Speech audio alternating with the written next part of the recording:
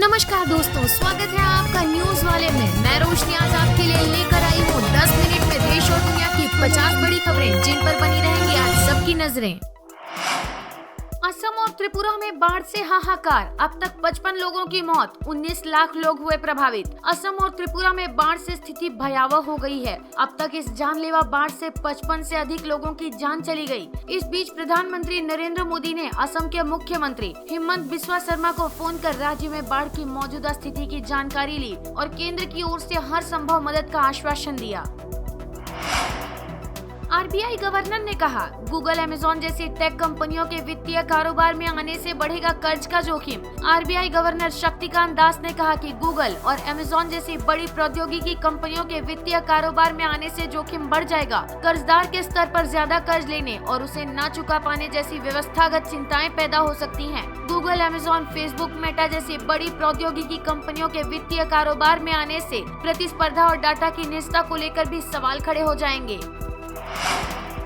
अगले सीजन में चीनी निर्यात पर सरकार लगा सकती है सीमा, कीमतों में कमी करने की योजना। चालू सीजन की तुलना में अगले सीजन में 1/3 कम निर्यात हो सकता है। सरकार अगले सीजन में चीनी निर्यात पर 60-70 लाख टन की सीमा लगा सकती है, जो चालू सीजन में 1 करोड़ टन है। ये लगातार दूसरा साल होगा जब चीनी निर्यात पर सीमा लगाई जाएगी। अगला सीजन अक्टूबर से सितंबर तक होगा।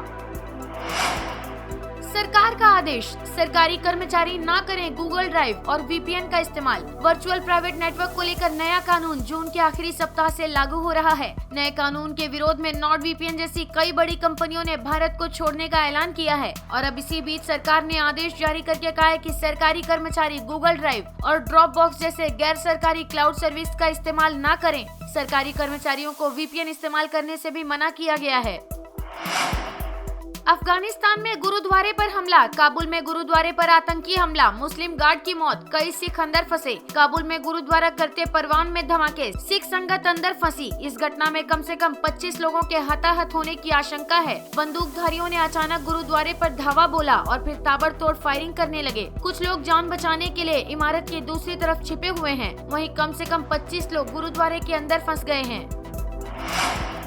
भाजपा सांसद साध्वी प्रज्ञा ठाकुर को दाऊद गैंग की धमकी, फोन पर बोला तुम्हारी हत्या होने वाली है। भोपाल की भाजपा सांसद साध्वी प्रज्ञा ठाकुर को फिर से जान से मारने की धमकी मिली है। इस बार धमकी देने वाले ने खुद को दाऊद के भाई इकबाल कासकर का आदमी बताया है। एक शख्स ने उन्हें फोन कर कहा कि मैं इकबाल कासकर का आदमी बोल रहा हूँ, तुम्हारी हत्या होने वाली है, इसलिए फोन पर बता दिया। पुलिस ने शिकायत दर्ज कर जाँच शुरू कर दी है।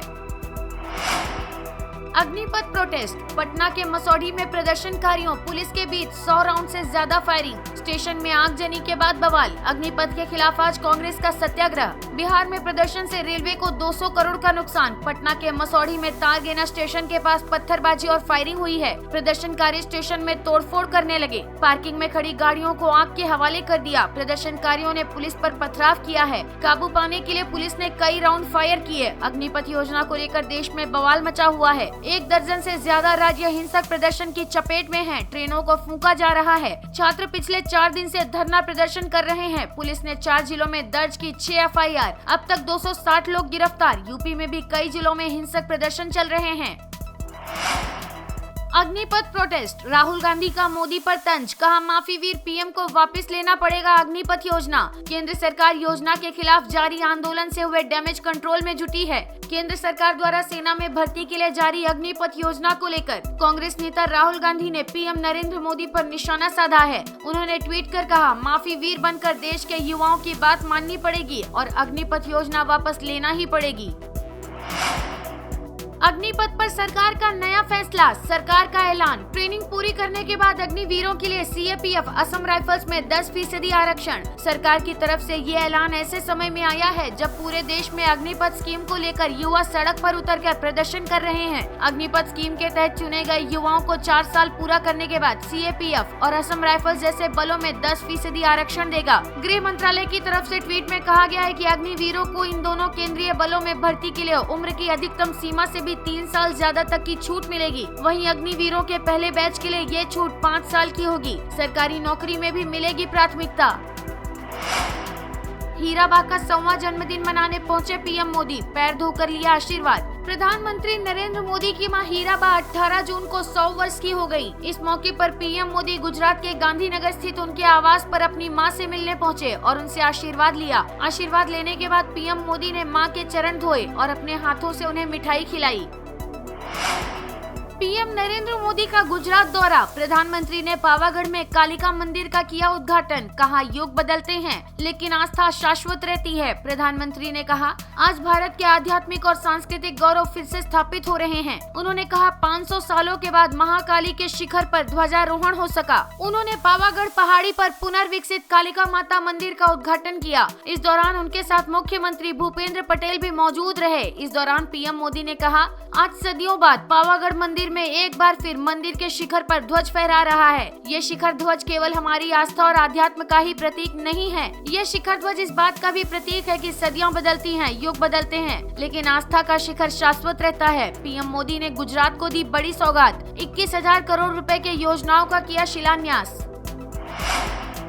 व्हाट्सएप यूजर्स अब चुनिंदा लोगों से छिपा सकेंगे प्रोफाइल फोटो और लास्ट सीन। व्हाट्सएप ने अपने सभी यूजर्स के लिए एक नया प्राइवेसी फीचर जारी करना शुरू कर दिया है। नए प्राइवेसी फीचर की मदद से यूजर्स अपनी प्रोफाइल फोटो और लास्ट सीन को चुनिंदा लोगों से छिपा सकेंगे। इस फीचर को पिछले साल टेस्टिंग के दौरान देखा गया था और अब इसे सभी के लिए जारी किया जा रहा है। बता दें कि व्हाट्सएप ने हाल ही में एंड्रॉइड के चैट को आईफोन में ट्रांसफर करने की भी सुविधा दी है। नहीं थम रही आग। घर के आंगन में चार्ज हो रहे इलेक्ट्रिक स्कूटर से उठने लगी लपटें। गुजरात के पाटन जिले में प्योर ईवी के ई प्लूटो 7G इलेक्ट्रिक स्कूटर में चार्जिंग के दौरान आग लग गई। प्योर ईवी के इलेक्ट्रिक स्कूटर में आग लगने की ये 5वीं घटना है। इलेक्ट्रिक स्कूटरों में बार बार आग की घटनाओं से चिंतित सरकार ने मामले की जांच DRDO से कराई। जांच में बैटरी की क्वालिटी को आग का मुख्य कारण पाया गया। इसके बाद सरकार इसे लेकर नई गाइडलाइंस लाने जा रही है। केंद्रीय मंत्री नितिन गडकरी ने किया ऐसा ऐलान, कार बाइक चलाने वाले हो जाएंगे खुश। एक कार्यक्रम में केंद्रीय मंत्री ने कहा कि 1 साल के अंदर इलेक्ट्रिक वाहनों की कीमत पेट्रोल कारों की लागत के बराबर होगी।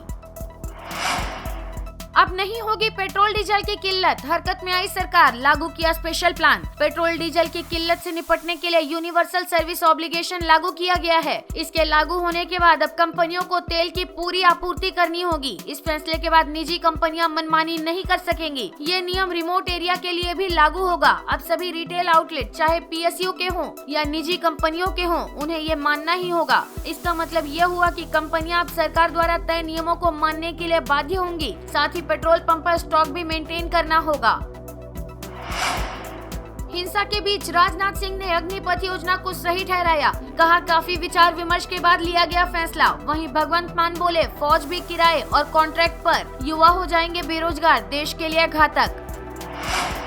अग्निवीरों के लिए रक्षा मंत्रालय में भी 10% आरक्षण। कोस्ट गार्ड, सिविल डिफेंस से लेकर 16 PSU में मिलेगी नौकरी। रक्षा मंत्रालय की तरफ से कहा गया है कि भर्ती नियमों में जल्द ही बदलाव किए जाएंगे। इसी तरह सार्वजनिक क्षेत्र की कंपनियों को भी बदलाव के निर्देश देंगे।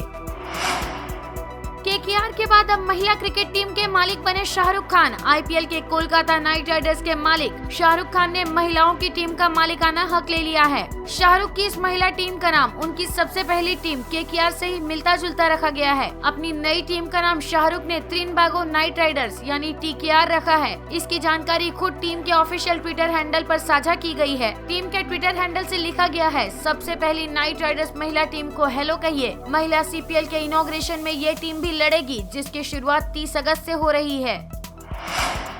सोनिया गांधी ने अग्निपथ को बताया दिशाहीन। केंद्र पर लगाया युवाओं की आवाज नजरअंदाज करने का आरोप। दिल्ली के सर गंगाराम अस्पताल में भर्ती कांग्रेस अध्यक्ष सोनिया गांधी ने सेना में भर्ती की अग्निपथ योजना को दिशाहीन करार दिया है। उनकी ओर से पार्टी महासचिव जयराम रमेश ने एक बयान जारी किया। इसमें केंद्र सरकार पर आरोप लगाया गया है कि युवाओं की आवाज को सरकार नजरअंदाज कर रही है।